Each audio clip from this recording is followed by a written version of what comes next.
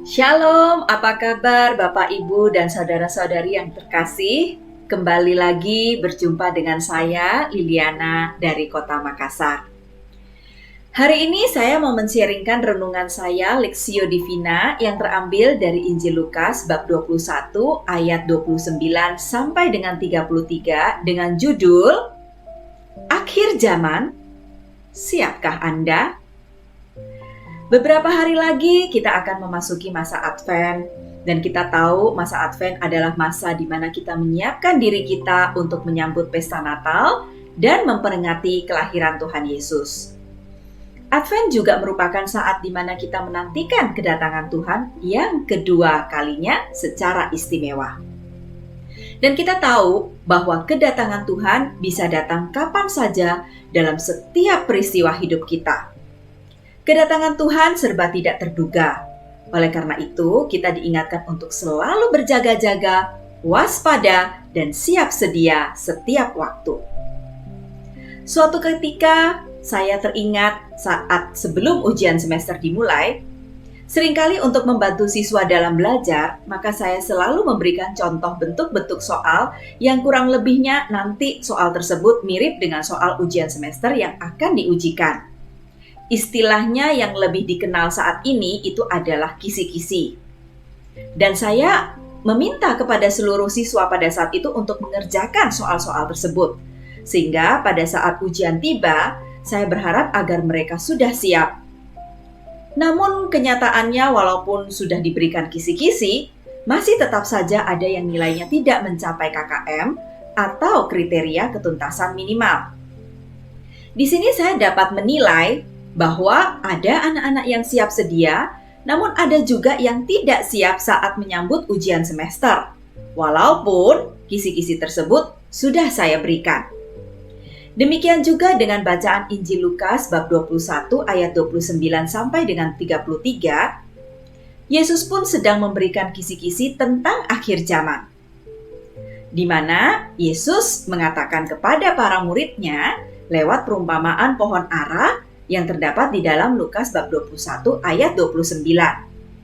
Atau kisi-kisi lain itu ada di dalam Matius bab 24 ayat 6 sampai dengan 7 berupa akan ada peperangan di mana-mana.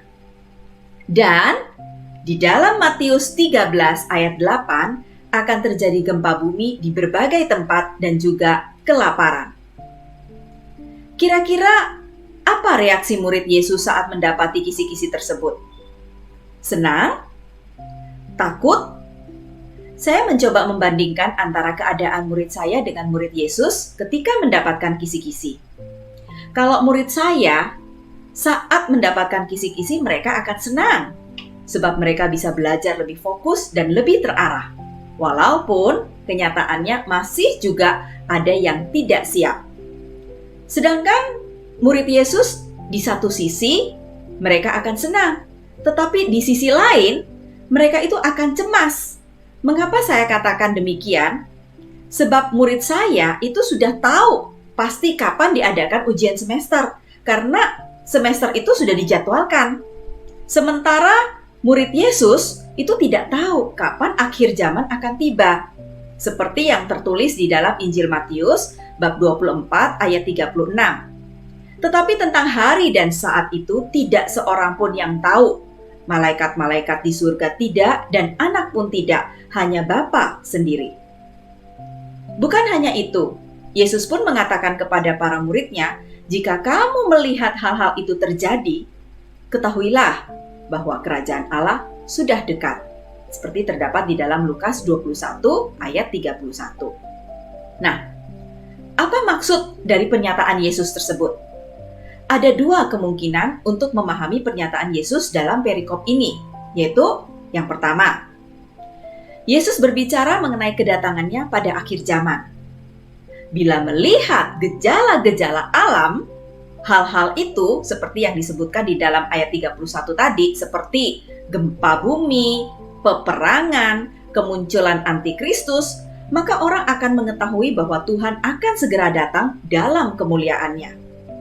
Yang kedua, Tuhan menyampaikan peringatan supaya para pendengarnya mengarahkan perhatian pada kebenaran, bahwa Anak Manusia akan datang. Namun, ia tidak berbicara tentang kapan Tuhan akan datang pada akhir zaman, melainkan Yesus mengingatkan agar mereka pun harus selalu waspada, berjaga-jaga, siap sedia setiap waktu untuk menyambut kedatangannya. Sebagai murid Yesus, kita pun hendaknya tetap siap sedia dalam kondisi apapun dan kapanpun.